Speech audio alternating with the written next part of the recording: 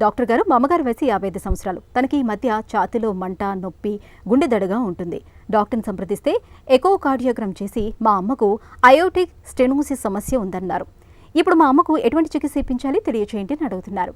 ఈ ప్రశ్నకు డాక్టర్ గారి సమాధానం ఇప్పుడు తెలుసుకుందాం. వయస్సు మళ్ళిన కొద్దీ గుండెలో ఉండేటువంటి 4 కవాటాల్లో అతి ముఖ్యమైనటువంటి కవాటం అయార్టిక్ వాల్వ్ అనే దాంట్లో కొంచెం గట్టిదనం రావడం, ఉల్లి పొరలాగా ఉండేది అది గట్టిపడడం, అందులో కాల్షియం రావడం, చివరికి అది రాయిలాగా తయారయ్యి క్యాల్సిఫిక్ అయార్టిక్ స్టెనోసిస్ అంటాం.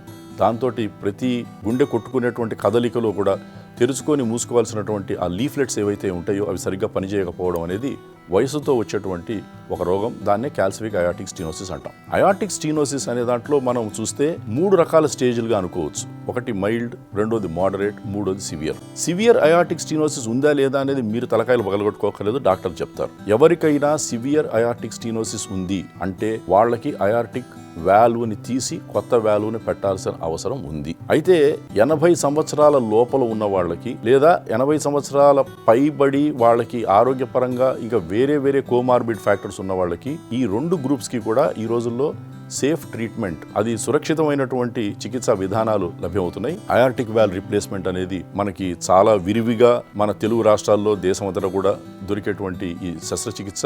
ఇందులో మళ్ళీ వయసును బట్టి అది లోహ కవాటం వేయాలా, జీవ కవాటం వేయాలా అనేది డాక్టర్లు నిర్ణయిస్తారు. మీ వయసు 65-70 ఏళ్ళు దాటి ఉంటే మీకు జీవ కవాటం వేయచ్చు. మీరు చెప్పినటువంటి మీ అమ్మగారి వయసు 60 కంటే తక్కువ కాబట్టి వారికి మనం లోహ కవాటం వేయచ్చు. లోహ కవాటాలు లేదా మెకానికల్ ప్రాస్థెటిక్ వాల్వ్స్ ఈ రోజుల్లో 200 సంవత్సరాలు ఇన్ విట్రో పనిచేసేటువంటి టెక్నాలజీ ఉంది మనకి. అట్లాగే ఆపరేషన్లో 3-4% దాకానే రిస్క్ ఉంటుంది. 95% పైననే సక్సెస్ రేట్స్ ఉంటాయి. కాబట్టి మీరు ఏ విధమైనటువంటి ఇబ్బంది లేకుండా ఈ అయార్టిక్ వాల్వ్ రిప్లేస్మెంట్ చేయించవచ్చు. అయితే ఈ అయార్టిక్ వాల్వ్ ప్రాబ్లంతో పాటు గుండె రక్త సరఫరాకి సంబంధించిన అవరోధాలు ఉన్నాయా లేదా తెలిసేటువంటి పరీక్షని కరోనరీ యాంజియోగ్రామ్ అంటాం. కాబట్టి మీ అమ్మగారికి ముందు చేయాల్సింది కరోనరీ యాంజియోగ్రామ్.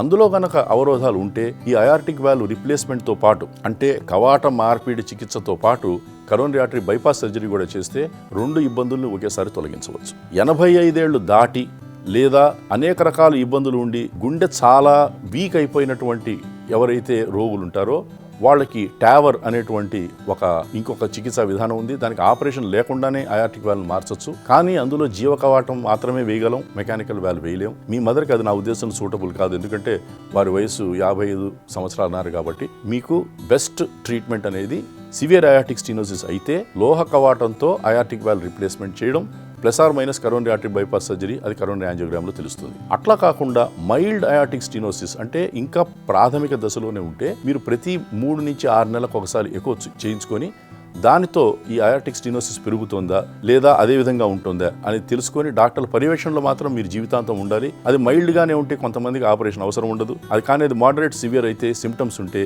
అది ఆపరేషన్ చేయొచ్చు, సేఫ్గా చేయొచ్చు, సురక్షితంగా చేయొచ్చు. దానివల్ల ఎటువంటి ఇబ్బంది ఉండదు.